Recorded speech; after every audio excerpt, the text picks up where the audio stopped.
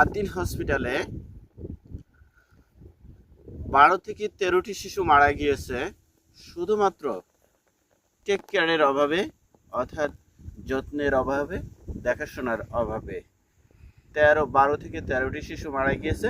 যদিও আদিন হসপিটাল এখানে মাত্র 6টি শিশুর কথা বলা হয়েছে।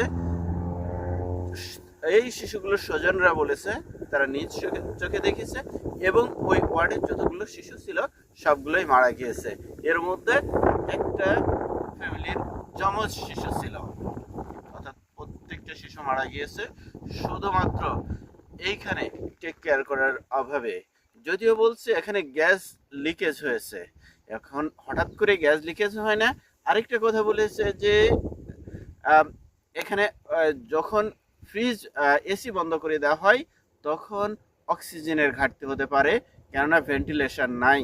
যেখানে ভেন্টিলেশন নাই, ভেন্টিলেশন সিস্টেম পর্যাপ্ত নয়, সেখানে হসপিটাল হয় কি করে, সেখানে নিউবর্ন বেবির রাখে কি করে, যেখানে পর্যাপ্ত পরিবেশ থাকে না, যেখানে একজন সুস্থ মানুষ থাকতে পারে না, সেইখানে এই নিউবর্ন বেবি কিভাবে থাকে।